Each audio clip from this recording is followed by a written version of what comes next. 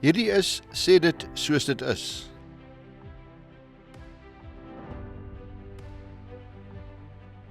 Ek praat vanmôre met Chris Viljoen. Chris, jy's 'n byeboer en 'n Clivia teeler. Nou, toe ek jou met jou net uitklaar hoe ek jou voorstel, het ek gesê Clivia kweker. Toe sê jy nee, teeler. Verduidelik net gou. Hoekom noem jy dit Clivia teeler? Hoekom ek dit 'n Clivia teeler noem? 'n Kweker vat saad en hy plant dit en jy kweek 'n klomp plante. Maar as 'n teeler, 'n Clivia teeler, kweek ek spesiale kleure, nuwe variëteite. En dis hoekom ek ek 'n Clivia teeler is en hoekom ek dit so noem. Goed. OK. Ons gaan dalk terugkom daar. As daar tyd is, gaan ek terugkom dan, want Alles as reg. dit so is, dan is daar 'n paar geheimenisse rondom die ding. Maar dankie dat jy dit uitklaar. Jy is byboer en Clivia teeler en my vraag net aan die begin is jy op die plek in jou wêreld waar jy wil wees? Party ouens soek nog na die ding wat hy wil doen. Is jy op die plek om te doen wat jy wil doen? Verseker is ek daar. Dit wat ek doen is 'n passie vir my. En dis waarvan ek hou. Ja, dit is vir my belangrik want dit skep die toon van hierdie gesprek dat jy nie nog op soek is na hierdie wonderlike ding wat oor jou pad gekom nie. Daai ding is op jou pad, dit is jou passie. Maar dit het nie begin as 'n byeboer en 'n Clivia teeler nie. Gee vir ons so 'n kort stukkie geskiedenis. Ek is gebore in die ou Suidwes-Afrika, Namibië, soos wat dit vandag genoem word. Ons het in 1969 ons Potchefstroom toe getrek. Ek was 9 jaar oud. Ek het 5 susters en 'n halfbroer. En naweek het my broer huis toe gekom. Hy was nou baie ouer as ons. Toe het hy een Sondag besluit hy vat ons jong klomp op 'n uitstappie om rodeo's toe, soos dit daai tyd in Potch bekend was, gaan roomys koop. En ons het toe op so 'n plekkie langs Potchefstroom is bekend vir sy wilgerbome en waterstroompies. Ons het toe langs die pad, langs die teerpad naby Potch tegnies, is hierdie waterstroompie met die wilgerbome en dan is daar 'n groot grasberg. Ons het daar toe gaan sit en lekker roomys eet. My broer sê wys toe vir my daar's 'n in daai wilgerbome is daar 'n byenes. En ek dog toe nee, wag, ek wil kyk. Ek tel toe 'n klip op en ek dog nee, laat ek bietjie kyk of ek nie daai nes kan raak gooi nie. En dit was toe 'n kolskoot. Maar die volgende oomblik toe peel daai bye uit met 'n groot gejuig en ek sien toe hier's moeilikheid en ek hardloop van die pad en ek hardloop. Ek het ons is twee tweelinge, my tweelingsuster en die ander twee. Jy hardloop na hulle toe. Nee, ek het die teerpad toe gevat en ek hardloop. Maar die bye tackle hulle toe. En my oudste broer het my jongste sussie, sy was op daai stadium seker omtrent 5 jaar oud of dalk nog jonger, gegryp en onder sy baadjie ingedruk en onder 'n bos ingedruk en maar die ander sissies het gehardloop op die teerpad, voete stikkend. In elk geval, ek kan nie onthou wat verder gebeur het nie, maar die aand aan tafel, my pa het my nie 'n pak slaag gegee nie, maar hy het die aand net gesê een van ons kinders kan uitgewis gewees het of almal. So dit was nogal vir my 'n groot slag gewees. Maar in elk geval die tyd het geloop. Op 'n stadium, ek was in Potch tegnies hier by Standaard 6 rond by die busstop gewag. En een van die seuns het 'n byenes iewers uitgehaal en hy het 'n stuk heuningkoek vir my gebring. En ek vat toe 'n hap daarvan en onmiddellik trek my keel toe. Geweldig, ek kon nie asem kry nie, maar dit het gelukkig daarom toe nou verdwyn. En so het ek aangegaan. Vrees vir bye gehad? Ek het 'n verskriklike vrees vir bye gehad. Dit was Dis geweldig, so dat ek nie eens wil heuning eet nie, want, maar ek het nooit regtig in die res van my lewe, ek het nie belang gestel daaraan nie. So jou interaksie met bye ontstaan met daai gooi van die klip in Van die die klip, byenes. dis reg, ja. Jy ontwikkel hierdie enorme vrees vir bye tot die mate wat jy nie eens heuning kan eet nie. Ja, En dis jou eerste interaksie met bye. dis my eerste interaksie met bye gewees, En vandag is jy 'n byeboer. en ek is 'n En jy byeboer. wou niks met hulle eintlik daarna te doen gehad het na daai eerste. Na daai eerste sessie, het ek weggebly van 'n by af. Ek het nie, as 'n by naby kom, dan gepat ek net. Ek wil nie, want ek het geweet wat kan hulle doen.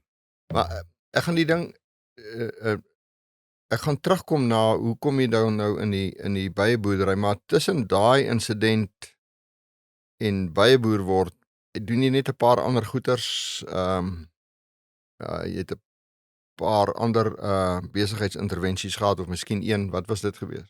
Nadat ek klaar is met die weermag, het ek 'n vakleerlingskap gaan doen. En na ek my vakleerlingskap was ek genader deur die Hoër Tegniese Skool Pretoria Tuine hier in Pretoria om te kom onderwys gee in my vak, swys en metaal. So ek het vir 13 jaar te skool gehou in my vak. Was baie lekker. Maar na dit het ek pakket gevat in 97 en toe my eie staalbesigheid begin. Staalprodukte vervaardig, hoë kwaliteit staalprodukte, en dit tot begin van hierdie jaar in Maart het ek opgehou daarmee. So dit is wat ek gedoen het, maar voor, al baie lank terug, het die Clivia Gogga my gebyt, soos mens sal sê. So ek was toe in die begin eers 'n Clivia kweker gewees. Ek het elke saadjie wat ek kon kry, het ek geplant en gekweek. Maar soos wat die tyd loop en ek die Clivias begin verstaan het en besef het hoe jy met elke plant se gene verstaan wat dit in die plant aangaan. Jy kan nie net enige Clivia met mekaar kruis en dan dink jy gaan nou iets wonderliks kry nie. Tot vandag toe nog, dit is 'n passie vir my en ek doen regtig goed met verskillende nuwe kleure wat ek kweek.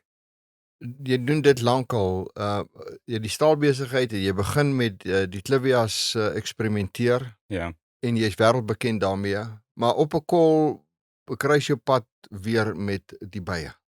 dis reg, Gerard. Dit is ook eintlik 'n mooi storie gewees. Waar die plek waar ek my Clivia kwekery het daar bye ingetrek. Dis ook 'n lang storie, maar ek gaan dit kort hou.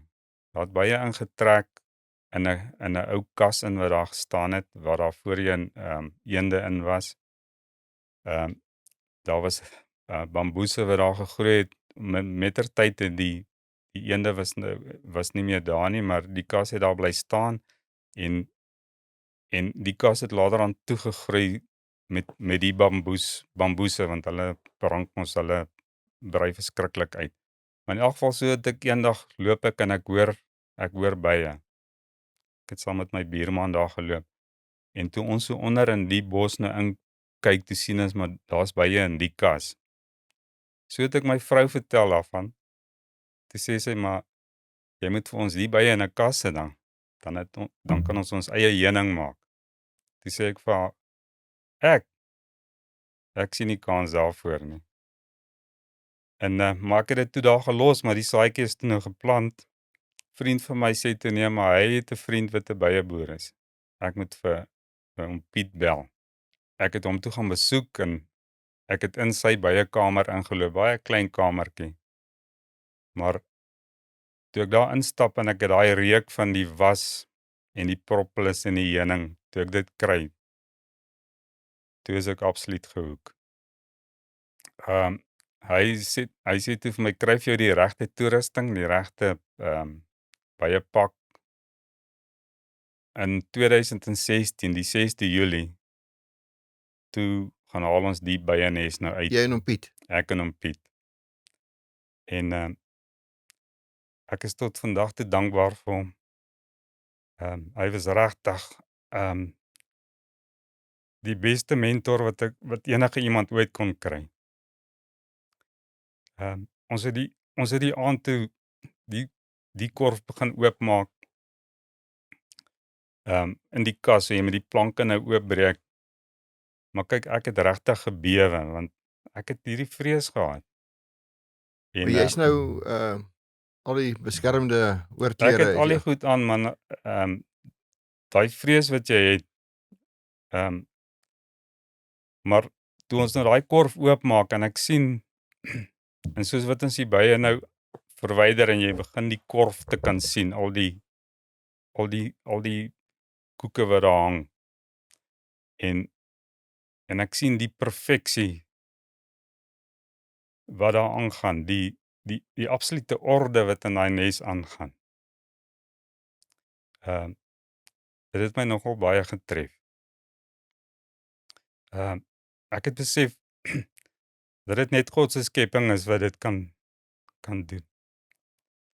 Maar in elk geval so het ons begin om Piet koeke begin uitsny. So gewoonlik aan die kant is die eerste koekies, daar so 'n bietjie heuning in, so jy's dit uitgesny en dan begin die koeke waarin die jong by is wat ons noem dit die broed. En dan sny ons dit af aan die bokant van die bye bou aan die bokant van enige ding. Ek wil net onderbreek. Dis jou eerste keer wat jy dit doen, maar om Piet doen dit eintlik of doen jy dit? Nee, hy doen dit, maar hy het begin daarmee om vir my te wys. En na die tweede koek wat hy nou afgesny het, toe druk hy die mes in my hand en hy sê nou sit jy jou beurt.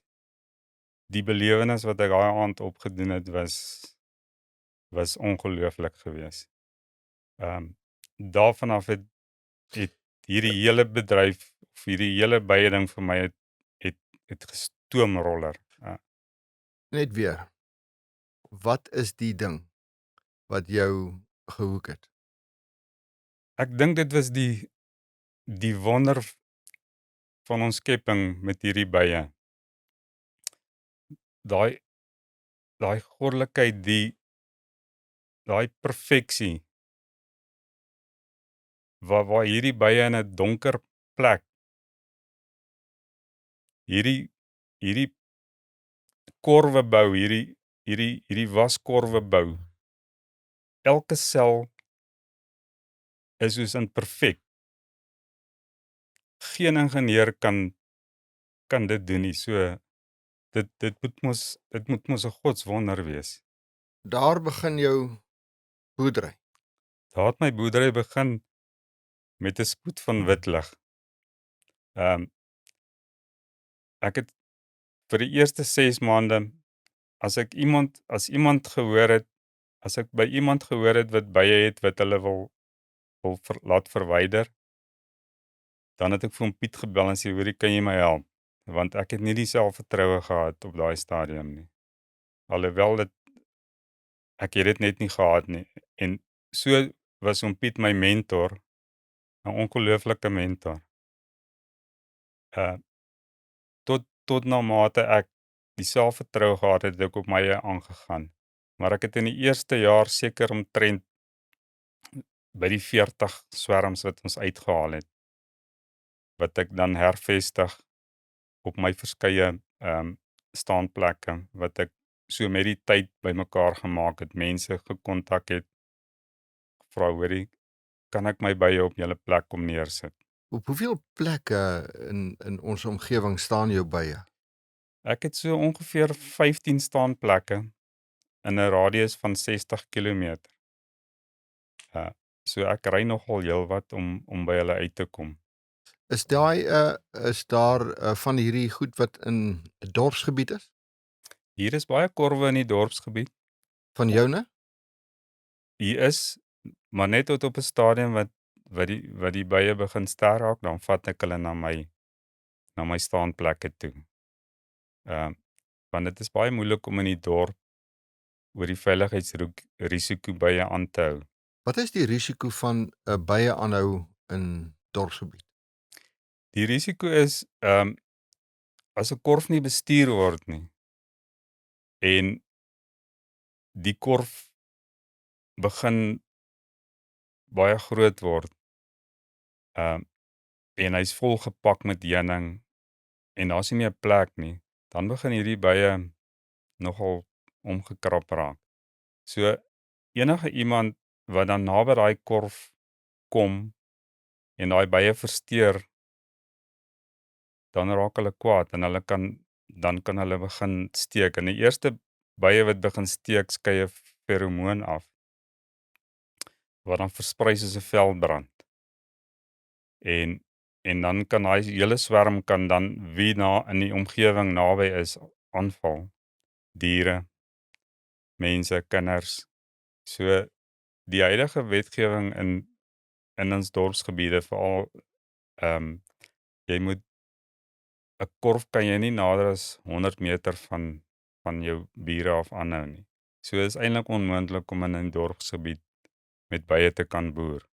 Alhoewel hier baie kos is en hier geweldig baie swerms in Pretoria, veral nou op die oomblik begin hulle trek in enige plekkie in waar hulle kan nes kry. Voëlneste, swembadpompe, in dakke met plafonne, in uilkaste, enige oop plek. Ek het al, as daar 'n ou buiteband in jou erf rond lê, sal hulle daar intrek. Enige plek waar hulle dink dit is 'n geskikte huis vir hulle, sal hulle intrek. So hier is geweldig baie swerms wat in Pretoria, duisende swerms. En so dis ons bye boere, ek behoort in die Noordelike Bye Vereniging en ons het 'n bye verwyderingsgroep. So mense kontak ons, en dan is daar 'n klomp bye verwyderaars wat dan hierdie mense teen vergoeding help om die bye eties te verwyder sonder om hulle dood te maak. En dan hervestig op plekke waar hulle kan verder voortgaan. Ek gaan 'n paar praktiese goed vir jou vra en dan gaan ek terugkom na die begin van daai boerdery.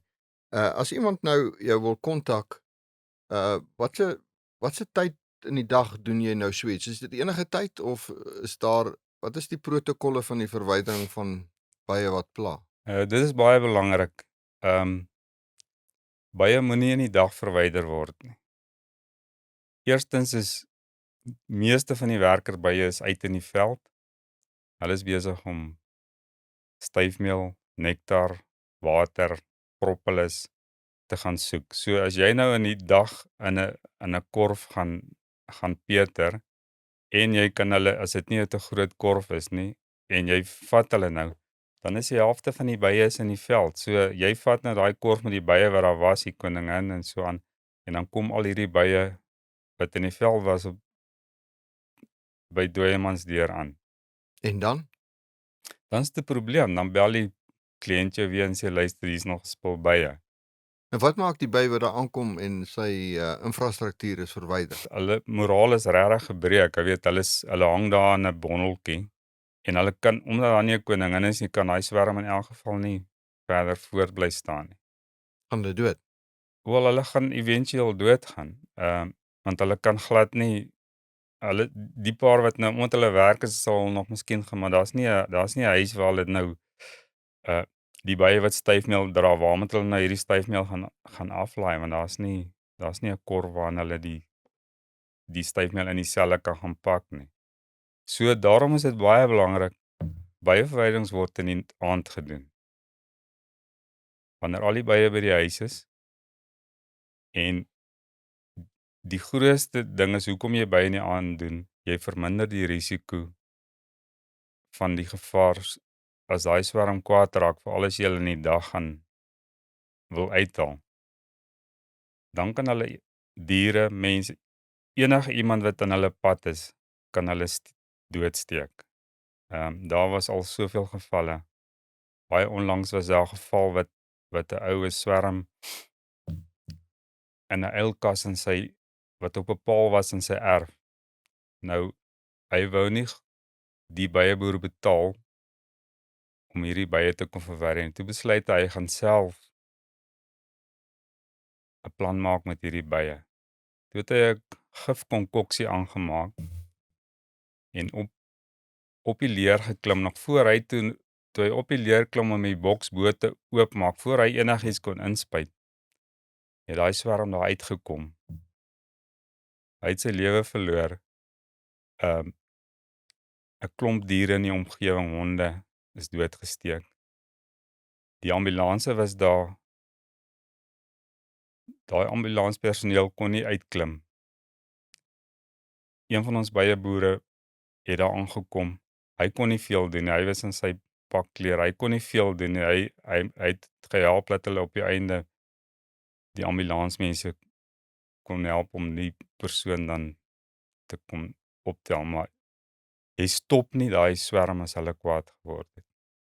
Nou, as ouens 'n las het van 'n bye, as mense dit 'n las kan noem, het trek nou in 'n plafon in of iets. Daar kom ouens en ek vra dit as jy dit aangespreek het, vergewe my, maar hulle blaas gifgas daarin in 'n ander vorm. Wat is die effektiwiteit daarvan en hoekom doen jy dit nie? Daar is geen effektiwiteit daaraan nie. Al wat jy doen is jy maak daai bye net kwaad. Baie mense bel my gewoonlik, dan sal hulle vra, kan ek vir die bye kom verwyder? Dan sê ek wel, ek sal vir hulle 'n kwotasie gee. Sê hulle nee, hulle wil nie betaal nie. Hulle gaan die bye eerder doomspuit. Nou dis die grootste fout wat hulle maak. Hulle gaan 'n paar bye doodmaak, maar dan raak hy swerm geweldig aggressief. En dan die ander probleem is, as jy mense kry wat die bye kom doodspuit met geweldige gif, bly die heuningkoeke daar agter met die heuning wat daarin was, wat nie gebruik kan word nie omdat hulle dan gekontamineer is met gif. Maar dit raak 'n groot probleem. Want binne in hierdie heuning, daar's ander diertjies wat saam met die bye bly. Onder andere 'n baie klein beetletjie wat ons noem dit in Engels 'n small hive beetle. Hulle bly saam met die bye. Jy kan in enige nes, willenes, hulle bly saam met die bye. Hulle is daar vir 'n doel. Wanneer so swerm om een of ander rede weggaan of doodgaan, iets het hulle gepla, mure het hulle gepla, nou is die heuning daar, wat gebeur dan? Dan lê hierdie beetletjies eiertjies in hierdie heuningselle. Daar broei miljoene maggots uit, larwetjies. So wat gebeur nou? En daai heuning raak dan soos water amper. Dit loop daar van die plafon af in hierdie ou se huis in. Dan roep hulle die byeboer, nee, maar kom help nou. Dan kan die byeboer niks doen daaraan nie. Dan moet hy daar aan die dak klim om al hierdie gemors skoon te maak. Dan word die kwotasie ook aansienlik opwaarts aangepas. Natuurlik. So Dan het jy nie meer 'n byeboer nodig nie, dan het jy 'n konstruksie-ingenieur nodig. Jy het 'n bouer nodig om af te iemand breek, om daar te kom afbreek jou en plafon te skoonmaak. vervang. En plafonne moet vervang word. Maar gewoonlik dink mense nie daaraan nie. Sjoe, dit is baie interessant. Ek wil net teruggaan. Vertel 'n bietjie vir my die eerste tydperk van jy begin nou hierdie liefde herontwaak van bye en nou begin jy en jy besluit jy gaan van hierdie 'n boerdery maak. Wat gebeur? Niks gebeur mos nou maklik nie. Nee, dit is nie 'n maklike ding nie. So onmiddellik begin jy meer en meer swerms te kry, maar nou moet jy 'n korf hê om hulle in te sit. So die eerste 10 korwe het ek self gebou. Nou om die korf self te bou is nie 'n probleem nie. Dit is 5 planke wat jy aan mekaar sit met 'n deksel, maar die rame wat daar binne-in pas, dit is geweldige tydsame werk. Dit is en dit vat baie lank. Dit is baie arbeid intensief. So ek het die eerste self gebou, maar daar's baie goed rondom dit. So jy moet was hê, uitgerolde was wat die struktuur van die selletjies het. En ons sit gewoonlik net ons noem dit 'n starter strip of 'n wasvel wat bo in die rampie vasgewas word. So dit moet jy hom dan binne in die korf te sit. So en al hierdie goed kos geld. So gelukkig met my staalbedryf het ek maar hierdie stokperdjie gesubsidieer. So elke tydjie omdat ek vir myself werk, elke tydjie wat ek kon kry, het ek maar in die bye ook gewerk en dis hoe ek begin het en net gegroei en gegroei en gegroei. Die liefde is so groot dat as mense jou bel en sê, hoorie, kan jy help? Dan sê ek, ja, ek sal help.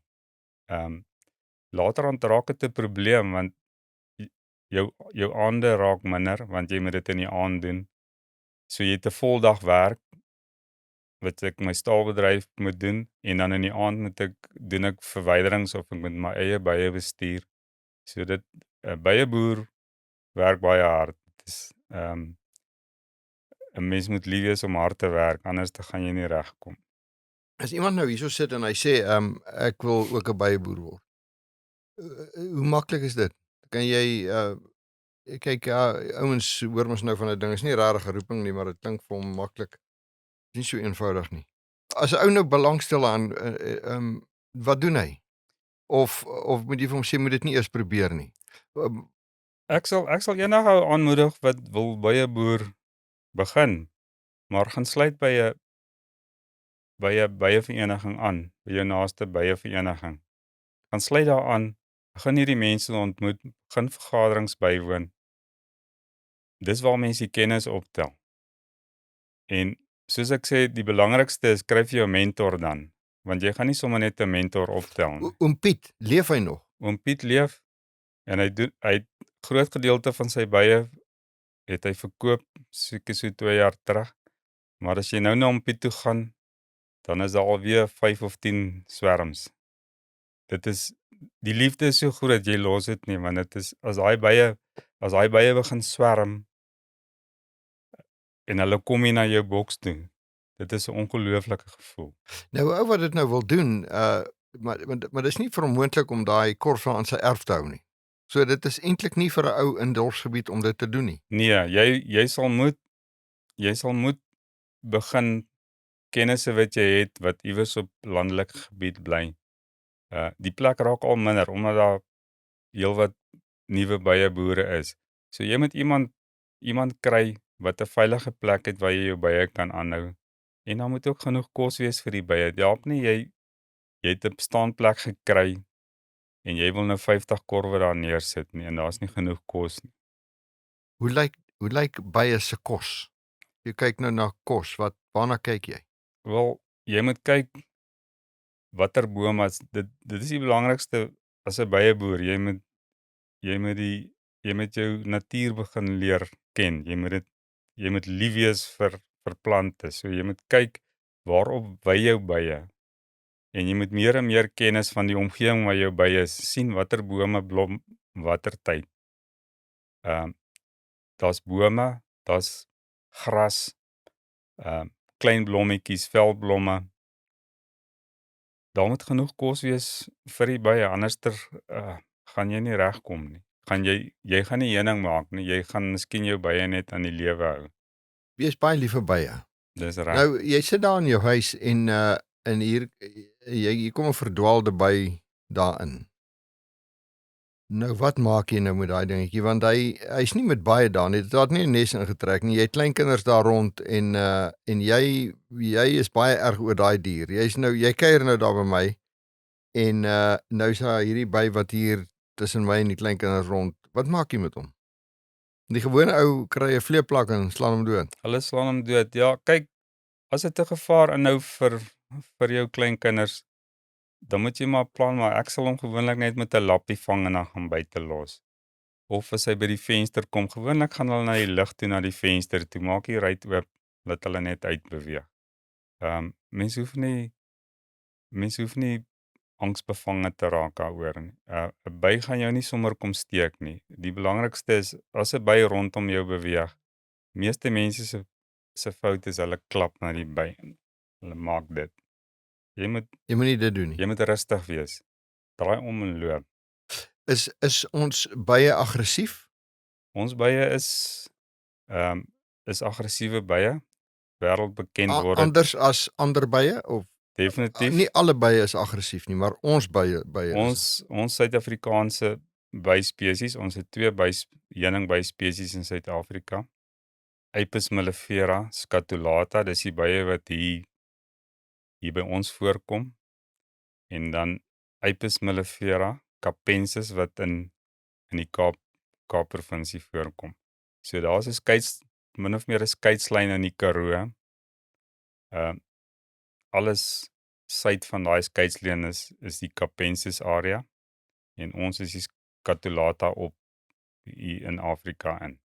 Dis die aggressiewe by. Dis wat die oorseese mense die killer bees noem.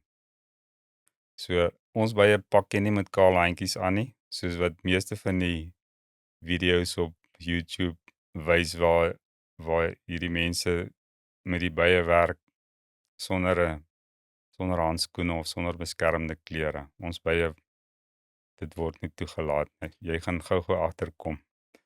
Jy is nou met ons bye besig. Chris, die besigheid nou gegroei. Hoeveel korwe het jy nou? Op die stadium wissel dit tussen so 150 tot 200 korwe. Na die winter dan raak ou se korwe minder want daar is nogal heelwat skades wat ek opdoen.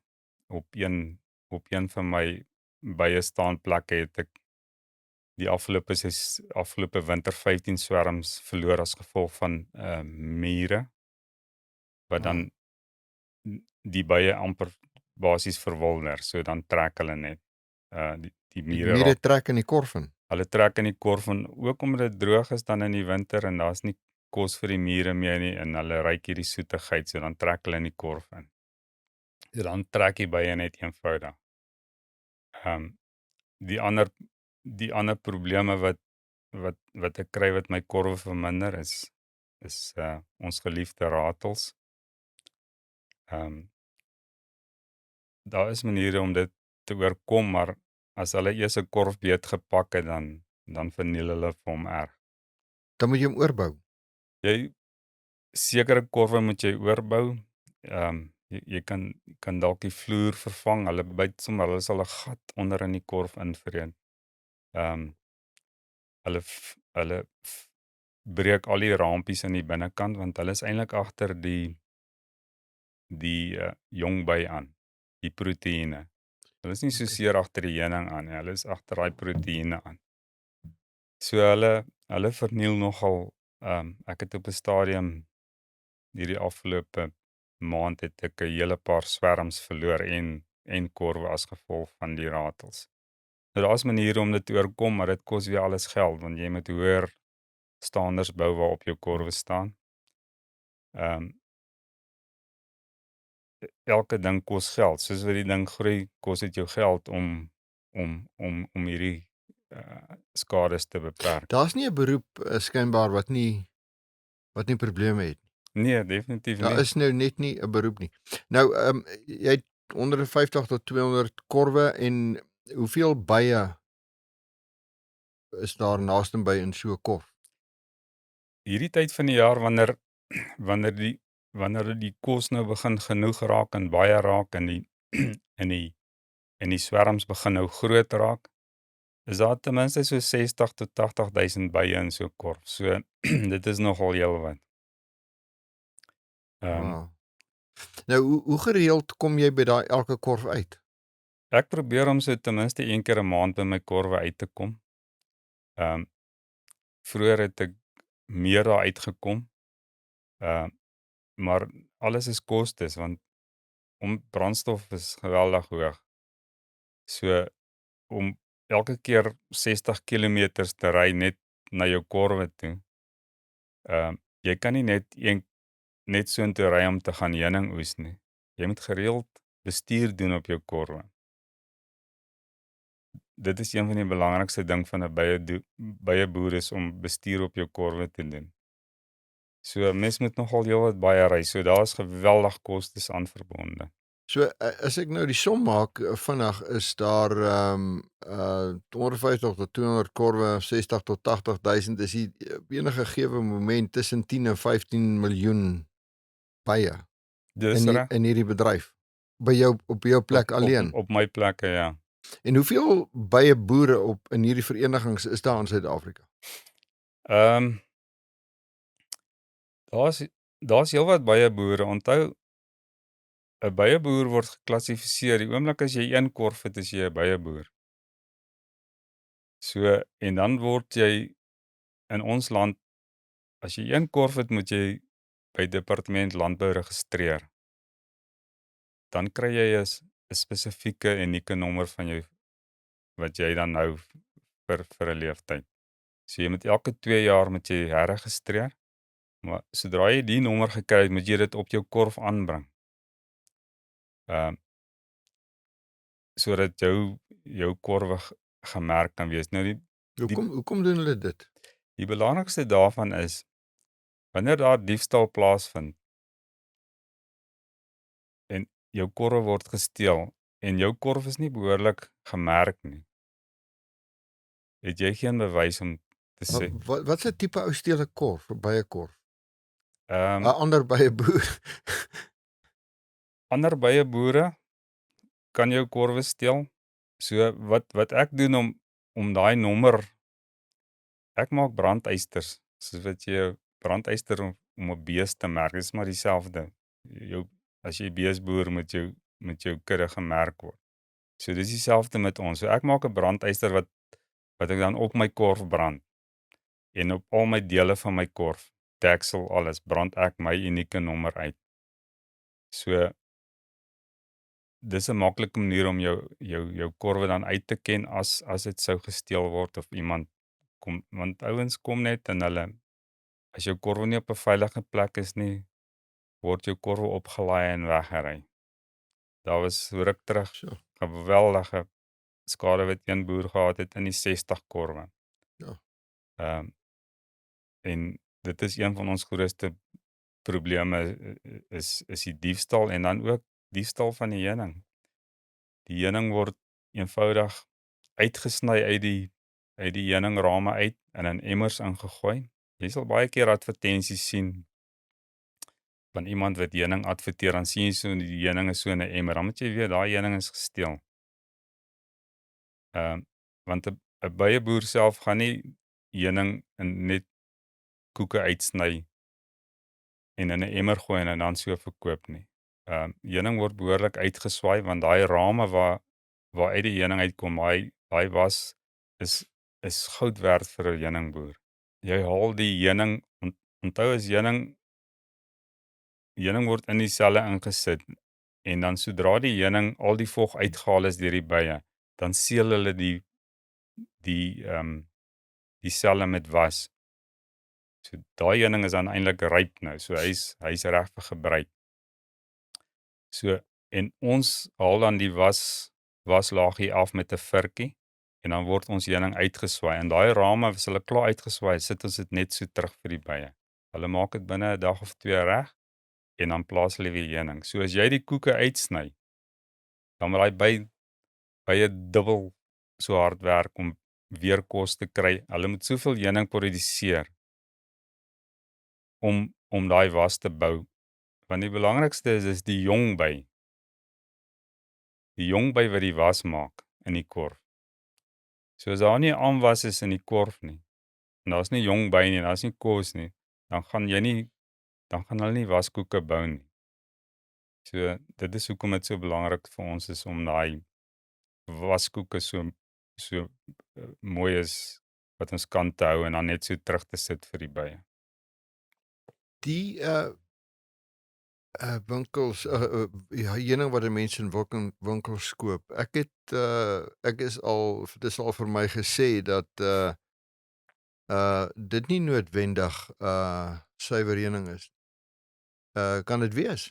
Daar is geweldige in ons land geweldige kan ek maar heuningvrot noem. Oor heuning wat nie regte heuning is nie. Wat basies stroop is, wat dan miskien 10% heuning is. Die heuning word dan geborrel en dis nie regte heuning nie, daar word geure bygevoeg wat soos heuning is. En net 'n voorbeeld, baie mense, as hulle vir my heuning koop, dan sê hulle maar jou heuning proe nie soos heuning nie, want dit proe heeltemal anderster. En dit is juis die rede, want baie van die heuning wat op sogenaamde heuning wat op die winkelrakke verskyn, is dan hierdie stroop wat 'n geursel bygevoeg word. So die heuning versuiker nie ook op die rakke nie, want dit moet nou mooi lyk. Dit moet mooi deurskynend wees. Die algemene indruk wat mense het, as heuning versuiker het, is dit nie meer goed nie. En dit is onwaar. Heuning wat versuiker is, regte heuning versuiker, en dit is juis wat heuning bewaar, wat heuning preserveer basies. So dit is in sy rouste vorm. So dit is eintlik jou beste heuning. Dan kan jy weet dit is regte heuning. So as jy heuning op 'n winkelrak koop en is versuiker, koop dit. Want dit is baie goeie heuning. Net om veilig te speel, sê ons nou nie dat alle heuning wat op 'n winkelrak noodwendig nie suiwer heuning is nie. Ons sê dit nie. Nee, ons sê dit glad nie. Okay, goed. Dis nou maar net vir die ou wat nou opstandig raak. Ja, As jy ongemaklik is wat ons sê, dan ja, dan is dit maar vir jou eie rekening. So dit is daar is 'n gevaar, dis wat ons sê, dat as jy heuning koop, maak seker, as jy wil heuning koop, as jy soetgoed wil koop, kan jy sowel konfyt koop.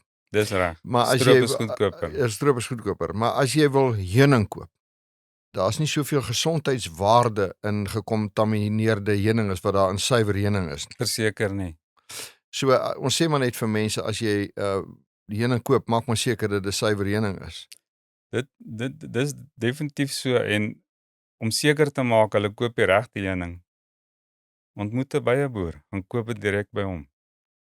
Want dan ondersteun jy ons byeboere as jy direk by hom aankoop en jy weet dit is die ware Jakob wat jy kry. Ja. Baie dankie hiervoor, baie dankie vir wat jy doen. Dankie vir die besigheidslesse en waardes wat ons hieruit kon put. Ek waardeer dat jy ingekom het, Chris. Baie dankie, Gerard. Baie Dit is dankie. my voorreg. Baie dankie.